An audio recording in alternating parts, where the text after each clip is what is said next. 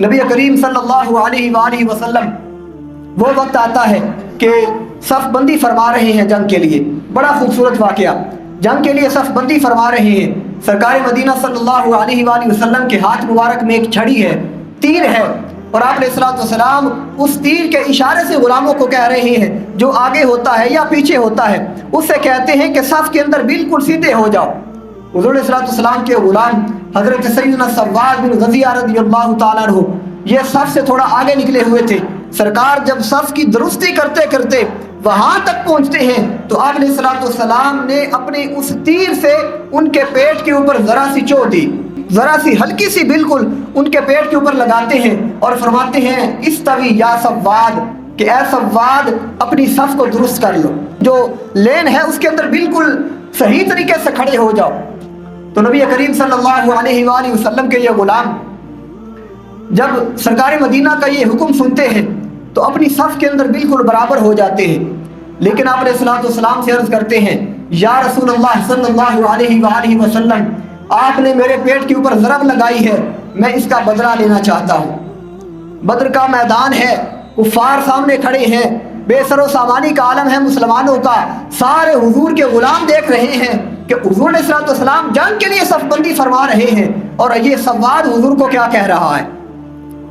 سواد حضور کو کیا کہہ رہے ہیں. نبی کریم صلی اللہ علیہ وسلم سے عرض کرتے ہیں آپ عدل و انصاف کے پیکر ہیں, مجھے امید ہے کہ آپ مجھے بدلہ لینے دیں گے. نبی کریم صلی اللہ علیہ وآلہ وسلم نے اسی وقت اپنے جسم مبارک سے اپنے پیٹ سے اپنے قمیض اتاری, اوپر اٹھایا اور حضرت سواد سے فرماتے ہیں کہ اے سواد آؤ اور اپنا بدلہ لے لے, آ جا اور اپنا بدلہ لے لے. ہے کوئی ایسا آقا, ہے کوئی ایسا حکمران, کوئی ایسا لیڈر ہو جو کسی بھی میدان کے اندر کھڑا ہو یا کسی بھی وقت کھڑا ہو, کسی جگہ پر کھڑا ہو اور اس کا ایک عام سپاہی کہے کہ میں تم سے بدلہ لینا چاہتا ہوں؟ کوئی ایسا نہیں کر سکتا. لیکن آمنہ کے لال نے بدر کے میدان میں یہ کر دکھایا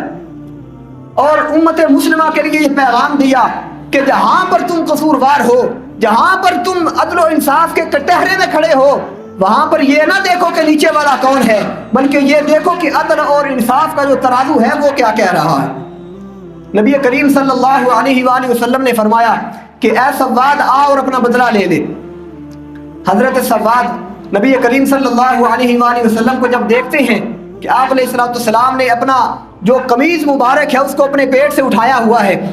تو حضرت سواد رضی اللہ تعالیٰ عنہ جھکتے ہیں اور سرکار مدینہ صلی اللہ علیہ وسلم کے پیٹ کے ساتھ جو ہے وہ سمجھنے کے جھپی لگا لیتے ہیں, سرکار مدینہ کے ساتھ مس ہوتے ہیں اور جو ان کی زبان کے اوپر الفاظ جاری ہوتے ہیں عرض کرتے ہیں یا رسول اللہ میدان جنگ سجا ہے, ہمارے سامنے کفار ہیں, کچھ معلوم نہیں کہ اللہ مجھے شہادت کا جام نصیب فرمائے. میں یہ چاہتا تھا کہ جب مجھے شہادت کا جام نصیب ہو جائے اس وقت میرے ساتھ جو آخری معاملہ ہو وہ یہ ہو کہ آپ کا جسم ہو, میرا بھی جسم ہو, اور میرا جسم جب آپ کے جسم کے ساتھ مس ہوگا تو سیدی یا رسول اللہ میں یہ سمجھوں گا کہ میرے لیے یہ بہت بڑے اعزاز کی بات ہے. میں نے بس اسی بنیاد پر آپ سے عرض کیا کہ یا رسول اللہ میں آپ سے بدلہ لینا چاہتا ہوں. اب اس سے زیادہ اور کوئی میرے لیے بات نہیں تھی کہ میں آپ سے کہتا کہ آپ اپنا جو ہے وہ قمیض اٹھائیں تاکہ میں آپ سے کے جسم سے جو ہے وہ اپنے جسم کو بس کروں. یا رسول اللہ اسی بنیاد پر میں نے آپ سے عرض کیا کہ میں آپ سے بدلہ لینا چاہتا ہوں. نبی کریم صلی اللہ علیہ وآلہ وسلم نے اپنا آپ پیش کر دیا, کس لیے کہ میرا غلام مجھ سے بدلہ لے لے. آج کوئی عدالت ایسا نہیں کر سکتی, کوئی لیڈر ایسا نہیں کر سکتا, کوئی حکمران ایسا نہیں کر سکتا. لیکن نبی کریم صلی اللہ علیہ وآلہ وسلم نے اپنی سیرت طیبہ کے اندر یہ پہلو بھی چھوڑا ہے کہ اگر تمہارے سے کم درجے رکھنے والا تم سے کوئی مطالبہ کرتا ہے تو اس کے مطالبے کو پورا کرو. یہ حضور نبی اکرم صلی اللہ علیہ وآلہ وسلم کی سیرت طیبہ ہے.